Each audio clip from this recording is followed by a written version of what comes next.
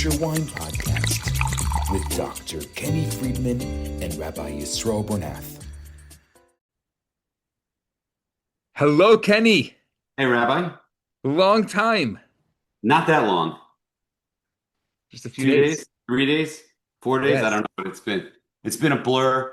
It was really amazing to see you at KFWE. It was great to see all the faces, but particularly you. And you know what? It's crazy because I need to get a picture from you because I don't have a picture of the two of us. You must have taken those. I took a few pictures of the two of us. And I made a reel, and I'm like, I can't even have a picture of my podcast feed. I got to edit that in, so I need one of you.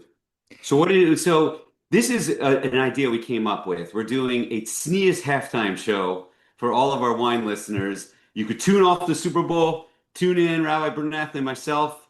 We have 15 minutes. We're keeping it tight tonight. The Kosher Wine Podcast halftime show live. Kind of live. Pretty Kind of. live. It's only a couple hours away, right? Absolutely. This is like, I don't think I've ever cared less about the Super Bowl, so I'm not going to give any insight on that. But do you? No? I care a lot about wine and kosher That's wine right. specifically. Yes, we're here. This is the halftime of the wine podcast show or something like that. Exactly. Anyway, we have a lot to discuss in a very short time because we really are going to keep it hopefully to 15 minutes. I know that you set up a stopwatch. We never do that, right? And we Yes. just always have so much to talk about, and we're already probably 2 minutes in, haven't even started 13 yet. minutes, 25 seconds to go on our halftime show. So So you and go. I go to KFW for two different reasons. I go to taste wine, you go to schmooze. And between the two of us, we schmooze and taste wine. We cover a lot of ground. Which that's going to bring me to my first. We talked about this last year, and so many people mentioned it to me. And I have the same problem every year is that I can't make it to every table. It's Can't impossible. make it to every table. There's not enough time. I know that's complicated to like. No one. It's difficult to make it another hour or 2 hours, but it's not enough time. I can't. I honestly like. I talked to the next day. I talked to Asaf Paz from Vic, and I'm like, I don't even know. I didn't see you there. I didn't see you. I'm sure you did, right? I saw him, but I saw your reel, and there's so many people that I didn't see there that you So saw. that's crazy. So that's crazy. Or, and this, I'm just going to throw this out there. Maybe they should make Israel one day and like the rest of the world, like they split into tours, maybe make that two days. Please, Like Somalia Tel Aviv is a 2 day event. And I please. think there are probably as many tables at this event, if not more, than there are at Somalia Tel Aviv, which is a 2 day event. I think there's a lot of people coming from out of town. We make a big effort, not only us, the winemakers. There's a lot of effort that is made for this. The least that we can have is at least 2 days, or at least a few more hours. Maybe 2 days is better. Two 4 hour days. Right. And someone mentioned to me that, if you're really coming to do business, which this is a trade show, it is not a public show, you don't have time to get up to a lot of the tables. If you're a salesman and talk to them, it's just you're not gonna see everyone, you're not gonna see everything. And that is my biggest criticism once again on the event is that it's just not long enough. Yeah, I saw Drew Kaplan at the coat check, and he was like, "I can't believe that I'm just seeing you now for the first time at the coat check." I said, "I know, and Right. probably there's hundreds of people just like you that we just didn't run into each other." I saw people on my way out. So I would say that's my biggest criticism. I hate to start with the bad stuff, but like what would you say your main if you have any criticism, what would be yours? So I come to taste wine, and it's an opportunity to taste a lot of the new vintages. And actually, I know I'm crazy, but I can't be the only one who does this. I actually made a list of all the new vintages that I wanted to taste, and I had a list of 70 wines that I know have recently come to North America, and I wanted to taste them. And I had spoken to a couple of winemakers before, what's going to be there. Of the 70 wines, there were only about 15 that were present. Wow. Wow. And that really bothered me. I don't know how that happened. And again, I'm not here to criticize, but Right. I mean, Jacob uh, from Jezreel had one of the bottles that he brought with him from Israel in his suitcase. So that was really nice. But aside from that, and there was that new Raziel bubbly that made it. Besides for that, there were a few more, and that's it. And there's so many great new wines. Like I walked by one table, and the winemaker kind of turns to me and says, "Are you not tasting anything?" And I said, "Honestly, there's nothing new here." And he kind of was like looking down at me. He's like, "You're right. There's nothing new here." Yeah, that's unfortunate. I did notice that, but I probably not as acutely as you because that's not main reason I'm there. But yeah, that's unfortunate. I wonder what the reason. We're gonna have to dig up some reasoning for that behind the scenes during the Yeah. week. I'm sure we'll But get some comments from this yeah, from some well, yeah. I people. mean, that's I'm sure there's a reason for that. But on a positive note, I thought, once again, it was great to see. There's so many people come to this event. There's so many winemakers come, and so many Yeah. people from the wineries and representatives and salespeople, people in the industry. And I really that I love. And I was so close to not coming this year. It was so difficult for me to go. And you and I are both busy, but I'm like, I just know how much enjoyment I get out of seeing all these people and the faces and having the that's it's the biggest reason I do this stuff. I love the people and I love that atmosphere. There is a really nice tight-knit group of kosher wine people. And Hmm. as the years go on, I see it's becoming like it's a little family in a way. Yeah. You know, What do you think about that this year for the most part Royal is basically done with their public events, right? The only ones that are at all public are the Miami one, but that's run as a private by Women's Weezo. International Zionist Yeah. WITO, and I think Houston has one that's run in the same And fashion. London, I think, also is open to the public. Which one? London. London is available. I've Yeah. actually never been to that one. One of these years, gotta go. We gotta go. Yeah. Some people were saying We'll that get on the Kosher Wine podcast raft and we'll float over there exactly. across the Apparently, pond. it's a rite of passage going to the London one. I gotta get to that. That's not I can't go for one day to that. That'll be like a week thing.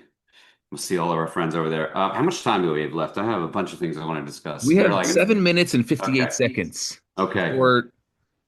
Quickly, I just want to make a point that I wrote this down. I like that Royal puts out water. That's like I go to so many wine events and no one ever thinks that. And there's nothing to drink but wine. They put out water bottles, and that's great that they do that. Um, You always double your water to wine. That's the secret. and then you're in the bathroom 3 times as much. You're in the bathroom 2 times as much, but tomorrow morning you're going to be Yeah, happier. that's perfect. Yeah, it's perfect for a 4 hour drive home.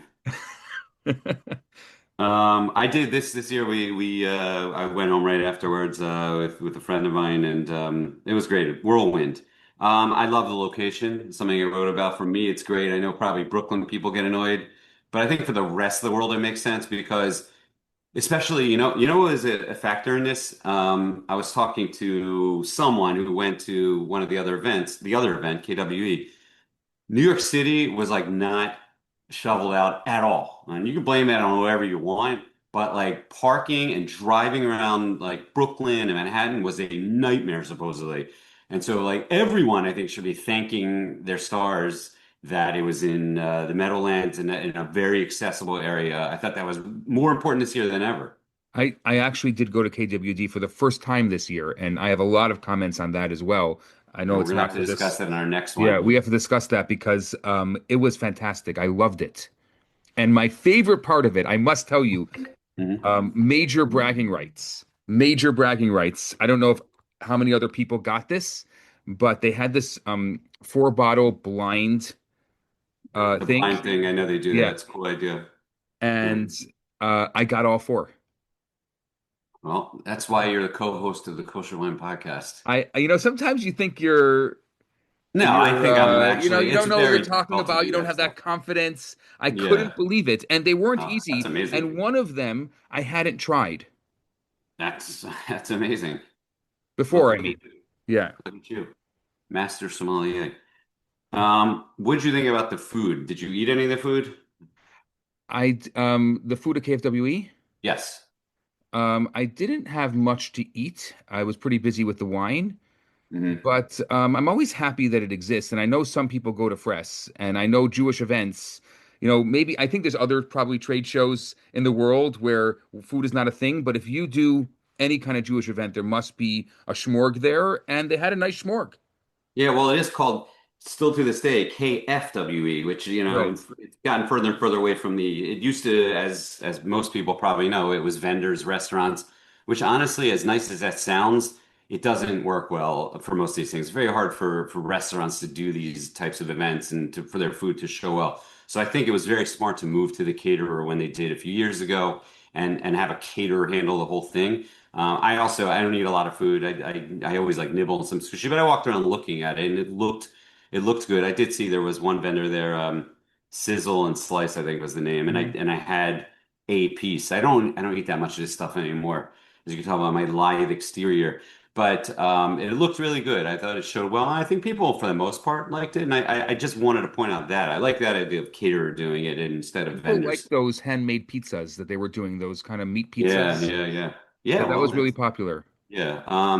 And it's easy to do that at an event like that because you can make them fresh. Like so many, like if you have reserve cuts show up, it's so hard for them to show anything in Hmm. the way it's like it's going to actually be in their restaurant. So I think cater away is the way to The go. one thing that Um, everybody was commenting on was that big Manischewitz booth. oh yeah, yeah. That was really Did you stop something. at that? They I were did giving not out, stop at it, but people were talking about it, and I saw people walking out with Manischewitz stuff. yeah, and they had the truck at the entrance. Did you notice that? I did notice that. The Yeah. Manischewitz truck? Yeah. That's actually pretty cool. I like what Manischewitz is doing with its kind of rebranding.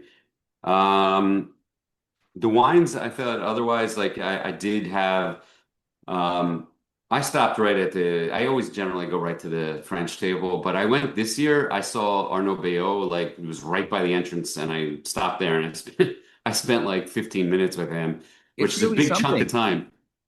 Sorry. We need to have him on the podcast. He's Yeah, yeah, I really know. He said something. he will. And yeah, Burgundy, it's hard to go anywhere after that. But interestingly, I'll tell a fast story is that he said I was schmoozing with him and he said, which wine should I taste? And we were in the international room and I brought him over because it was their first time pouring, which was very cool. It was at the Shiraz table. They are now under the Royal Empire, and they were pouring their wines. It was so great to see them, and I was very curious what Gabe or Shimon, I don't remember who poured it for him, would pour for him.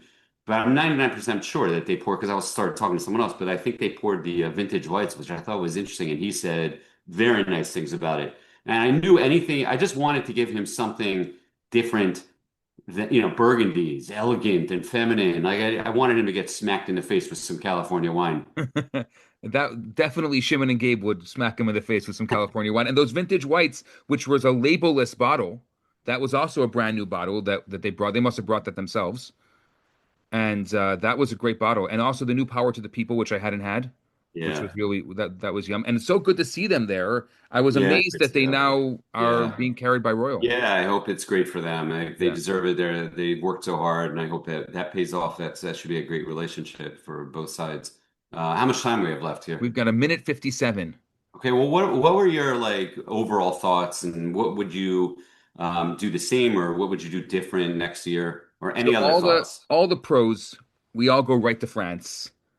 And that's always the way to go. You start. I know that it's hard to go anywhere else afterwards, Yeah, but those French wines, and I just go right through all of the French wines I haven't tasted before. yeah. Well, yeah, I mean, there's part of that is, not to make this sound ridiculous, but a lot of these wines I can't afford. And like if I'm going to taste them, it's going to be there. And Menachem Israelovich really has done such a great job in Europe and specifically in Bordeaux, to create a lot of these wines. And you see that really started the process. Yeah. Now you see so many more wines coming from Spain and Italy and just great stuff that we were really lacking, I think, in the kosher world. How did you find the Israel room? This room was always really amazing. So I didn't get there till probably halfway through because I stayed in the international room for a lot longer than I usually do. And the Israel, I mean, there's so many interesting Israeli wines. I was happy to see that Raziel had some. They've become a little more affordable. We had spoken about that before. Uh, that was nice to see. That new 1848 Argaman. I like, and we've spoken about those It's always kinds so of. nice when there's Yeah, indigenous varieties. yeah, and also to see that a lot of the Israeli winemakers are going back to their Mediterranean roots, and you see a Yeah, lot more Mediterranean grapes. That was really, really obvious in the Israel room this year compared to any other year. yeah, yeah. I think that's true, and you're seeing more of that. And there was another new winery, Ben Porat. I Yes, don't know if you got over yes, there. So it's great. I think it was overall really well done. I just, th those couple things. I wish it was longer. I really wish it was longer. I wish we had more time. And I'd have had more time to talk to you. But yeah, Absolutely. so I think overall well done. Go Super Bowl, go whatever, whoever you want to win should win. Go my I actually favorite sports don't team.